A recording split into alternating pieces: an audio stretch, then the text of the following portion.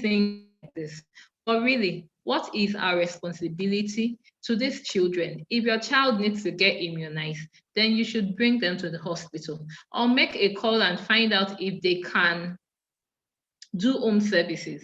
Okay, there are organizations, there are establishments now that would come to your house and give the vaccine to your children if you don't want to come to the hospital. So I'm just going to run through the usual preventive measures for COVID that we talk about. Everything boils down to hygiene. Now, it's been said, it's been proven that that the coronavirus can stay on surfaces for up to 2 to 3 days. So what we advise is that you clean your surfaces as often as possible. In fact, in most hospitals now, as you're going and coming, you just see people cleaning up and down, because we want to try as much as possible to clear all surfaces of whatever germs and viruses that might be there. The use of masks. Now, there are a lot of publications out there about use of face masks that can read. But the simple truth is, by using face mask, you are protecting yourself and you're protecting the other person. You don't know if you're an asymptomatic carrier. If you don't have symptoms, but you have the virus, you use your face mask, preventing the next person from getting infected. Now, social responsibility. If you don't have to go to that party, please stay at home.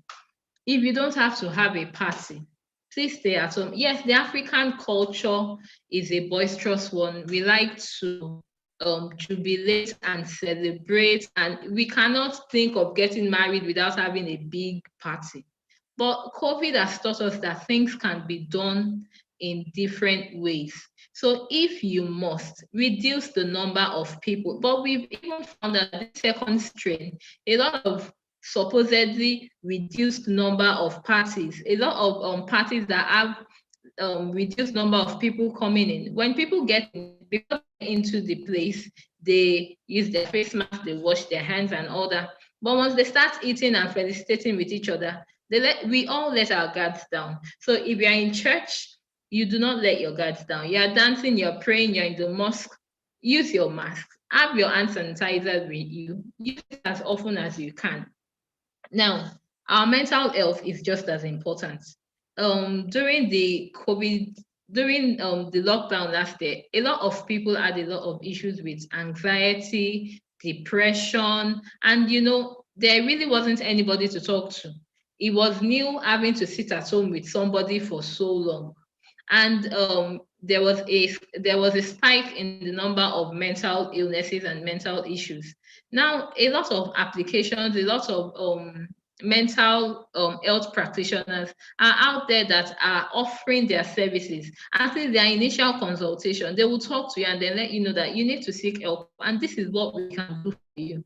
But because we think that mental health is a thing to be ashamed of, we don't talk.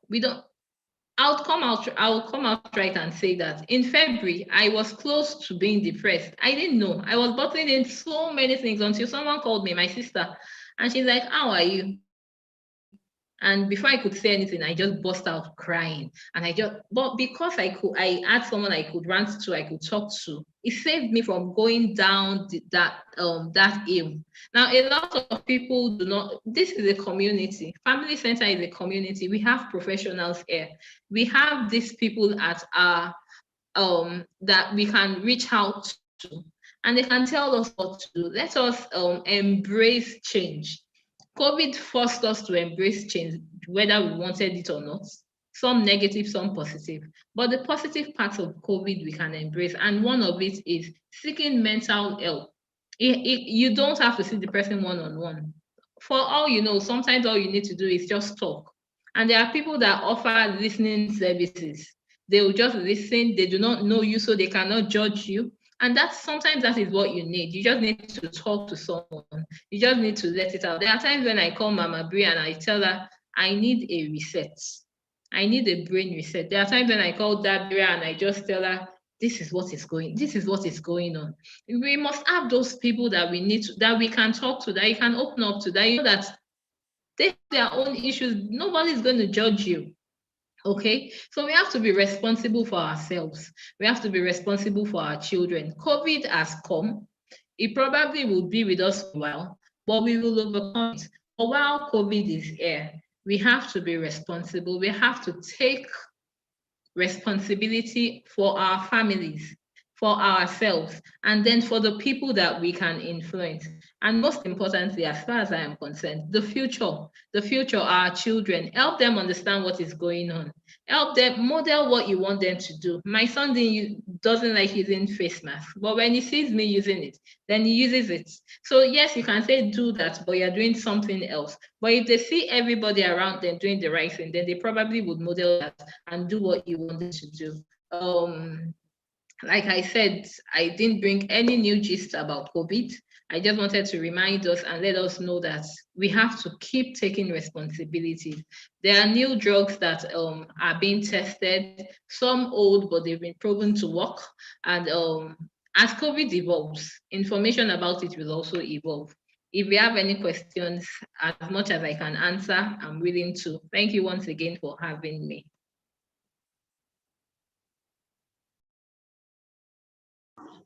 Thank you, Dr. Abimbola. Thank you so much for being so precise and direct. Like she said, she doesn't have anything new. These are the things we have heard before. But you know, we have a lot of news on the social media. We have a lot of WhatsApp pop-ups on our phone, different stories and all. And this has helped us to clarify a lot of things. And she also mentioned that as COVID evolves, as COVID evolved, things will evolve. The truth of the matter is life is evolving. A lot of new things are coming up. Life will never go back to what it used to be before COVID started. And so we need to evolve with life. We need to change our method. The same thing we are saying about marriage. Forget about where you're coming from. Forget about the method and the system of those people that raised you. Life is evolving, things are changing, and we need to change. We need to also change. And she also mentioned that you should seek help. Don't try to do self-medication. Just like we are saying, seek medical help, we are saying seek professional help for your marriage is very, very, very important. Okay, so I want to just say thank you to Dr. Abimbola in our chat box. We enjoyed her. Thank you. Let's love upon her. Send messages to her. Thank you so much, Dr. Abimbola. Thank you. Thank you for having me too. Thank you very much. Yeah, so while we are rounding up this month's family meeting, I'm sure you have enjoyed it. January was something else, and February, it's so awesome. Thank you so much for waiting till this time. I understand that Saturdays people want to go for Owambe and all, and you are here. It's 10:29 already, and you're still here. I really appreciate you, and it also shows that you want your marriage to be better, and that's why you're here. This is part of the sacrifices Coach Bosse and Seun Ladoku mentioned. So while I checked some of the questions in the chat box, I want Coach Bosse and Seun Ladoku, please, I want you to pay attention to these questions while you help us to respond to them. So somebody said, I want Seun to respond to this. Somebody said, please, what is love language? Please give examples. Even though we have also in the chat box that you should, I think I should just answer that one. There's we can explain it here, that you will really understand it. Somebody had already listed touch, word of affirmation and all. There's no way we can list them out to you here that you will really understand it. So I want you to check those numbers, those links, and please communicate and reach out to those numbers, and that question will be well answered for you. The other one, I want you to answer this. One of the observations that I've seen in marriage is some men are not happy with their spouse's success. How do we rectify this issue? You are a man, so I want you to respond to that. All right. Well, sorry, just a minute. No problem.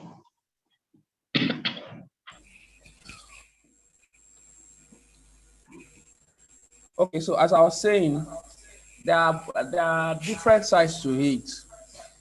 The guy probably feels intimidated with the lady's success. But the truth is, husband and wife has to see themselves as one and going after the same goal. They are not competing, they are to complement each other. So there is no rule that says that I must be more successful than my wife or my wife should be more successful than me. If you understand the fact that we are a team and we have a common goal, we have a common vision, so whoever is more successful, whoever earns more doesn't mean, because it's for the common interest, it's for the commonwealth of the family. So how much work will the husband of the first gentleman of US would have done to be there today? So as a leverage, the wife is the vice president, and that doesn't make him less a man. So that's how it should be. The fact that your wife is more successful than you does not make you less a man or makes her less a woman. We just have to understand that our family is a team. We are building a team. We have a common goal. We have a common interest. Whatever we have is for the common good of the family. So if you're able to approach our home from that perspective, it won't matter so much who earns more or who is more successful or who is more popular or who is more privileged and all. We understand that if it's either A or B, it's for the common good of A and B at the end of the day. So that's what I think. Okay, Coach Bosse, do you have anything to add to that? Yes, Shehu have said it all, that you have to know that both of you are on the same team. You are not competing. So if one person is earning more than the other, it's a blessing to the family, and you just need to change your mindset. And for the person that is asking this question, is your spouse is not happy with you, I want to appeal to you that you should please not take it too personal with them, and don't rub your success in as well. So when you know that, I mean, somebody really is not really happy with you, and then you too be careful the things you share, be careful how you share things, and just let discretion guide you. Let discretion guide you. Exhibit a lot of wisdom while we help you check the fundamental problems in the marriage. But be safe. Don't go and start to shine too much before him so that he doesn't cut your wings off. Thank you very much. And if you take notes, people, if you take notes, you know that we have been using some words like team, we are users manual, love languages. This is because we have a course where you can learn on all this. And so if you're interested in taking this, team is just like football team, but there's a way we explain it to you that you really understand. And working together as a team in marriage helps you to attain the highest level of bliss that you want. If you're interested in taking any of our courses or assessment, please indicate your interest in the chat box while people chat to you. We also talk about the words like tribe. Yeah, we are a tribe of people and all. So reach out and just show your interest, and let's reach out to you on that. Okay, so while we move on, Coach Bosse, somebody said, what if married but single is due to domestic violence? How do we handle it?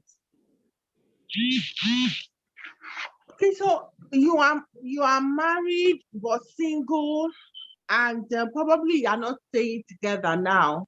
Maybe you are separated, or you are just keeping your distance away from the person. Yeah. In that situation, we are not going to force you back into that union unless the abuser gets help. There are ways to do it. So is your abuser ready to say, I need help, I don't want to continue to do this again? Or the abuser just doesn't care? If the abuser doesn't care and is not willing to receive help, you going back into that situation may spell doom for you. So you have to be careful. But if the abuser is sorry and wants to be helped, let the abuser enroll for therapy, and while he is getting the required help, then both of you can now start to talk about how you want to build the marriage back. But it's not going to be business as usual. So don't let anybody pat you on the head and buy you a gift and say, it won't happen again. And then you go back into the same abuse. So it won't be business as usual. There will be new terms and conditions for that relationship.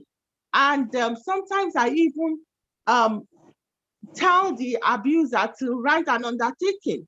So if you are saying that this is not going to happen again, can you put it in writing? And then let's have what's going to be the penalty if you do it again.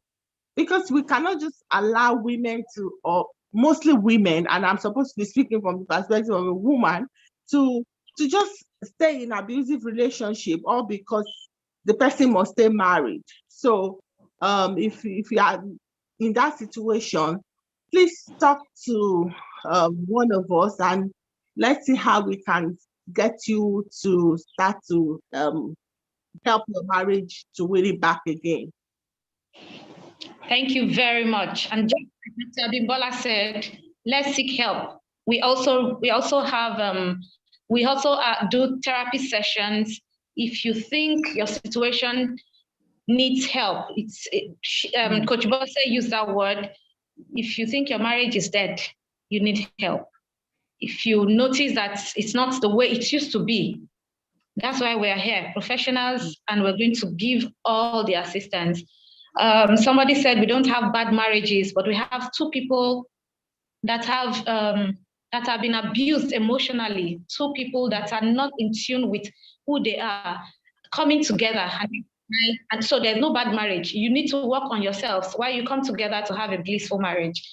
Thank you very much. Okay, Gift Onwe, I want to believe we have answered this question. You said you lost your net. I lost network when you talked about users manual. Please, what is it about? Please reach out to the Institute of Family. You see the name, Institute of Family Engineering and Development, one of those participants here, and they'll be ready to respond to your question. Eti Olorunfemi, thank you. Good to have you here. Okay, so there's a question to Dr. Abimbola, and that'll be the last question we're going to take before we round up today and be talking about next meeting. Dr. Abimbola, what do you think about the vaccine? And as regards the different streams around, what do you think about the vaccine? Let's start with that. Okay, thank you for the question, Kemi, Fami, Lucy. All right, so yes, there are different strains, but there's a basic structure or a basic component. And the vaccine doesn't just have one mechanism of action against the virus. So it has several points that it tries to attack. So even though the virus is evolving, for now, what we know is that the vaccines are able to deal with the main components, the main things that makes the coronavirus what it is. Now, we don't know if there'll be so much evolution that the virus is now not able, that the vaccine is now not effective against the virus. But right now, what we know is that even though there have been some mutations and some different strains, they still have the basic component that the vaccine fights against.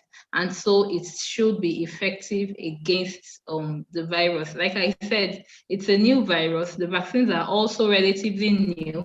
And so a lot of things are still, a lot of work, a lot of trials are still going on them. But because it's a pandemic and something needs to be done, that's why these vaccines are being doled out in their millions. Ideally, before a vaccine is certified as suitable for everybody to use, they go through at least 4 stages of clinical trials. And right now, I think most that the vaccines have gone through is the 3rd stage of clinical trial. But because we are in dire need of them and something needs to be done to curtail the spread of the virus, that's why the vaccine is being allowed to be used by everyone. And so, yes, the virus has mutated, but the vaccine has ability to stop or to deal with the main components of the virus. And so whatever strains we have right now, the vaccine is able to prevent it. Thank you. Thank you so much, everyone. Thank you, Dr. Abimbola, for answering that question intelligently. I really appreciate you. I appreciate you, Coach Bosse. Nice seeing you. I know it is still midnight at your end there. Thank you for going all the way to ensure that you can. I really appreciate it. Thank you so much. Thank you, ma'am. Thank you very much. Thank you, Sheol. Thank you for your time. Thank you for those intelligent nuggets. We really appreciate it. Thank you, everyone, family. I want to believe that you all will accept with me that this is family. And we have dealt with issues that people don't usually talk about. And this is where we can talk about it. I look forward to having you all around in March. In March, we're going to be talking about co-parenting. If you know anyone that is separated, divorced, we're going to be talking about co-parenting. And it's going to be a wonderful time. I also want everybody, even if you're still in your marriage, please be around. We are going to talk about the new rule of parenting here in March. Thank you very much, everyone. Please remember, we have phone numbers and links you can reach out to. Can we just, let's see our faces. Remove your camera and let's see our faces. And sorry, okay. Hello, everyone. Okay. Yes. Okay. So a good photograph. Let's release our video camera. Well, Ayodele Umeje, Arit Ekbo, I can see you. Aderonke Olowu, Abiola Shonibare, I can see you. Carolina Ajayi, hello. Charity Odu, hello, hi. Good to have you here. Chito, Dada Dokas, so much. So is our cameraman ready? Enowo, oh, you are in the car. Good to see you. Thank you for joining. PKO, hello. Olaide Amuso, Sam Alabi, thank you for joining. Looking forward to seeing you. Godwin Chibweze, thank you. Daniel. Thank you too. Thank you for joining. I got value. Thank you very much. Thank you very much. Oluwayem Fiakere, thank you for joining. Please don't forget to reach out to us via the links and the phone numbers in the chat box. Eddie Young, thank you for joining. Olaide Elujova, thank you. Thank you so much. See you next month. Thank you, Temi Ajima. Thank you. Nice having you around. And thank you for telling PF that we will call his name every time. All right, so see you in March for another session of family meeting, and God bless you.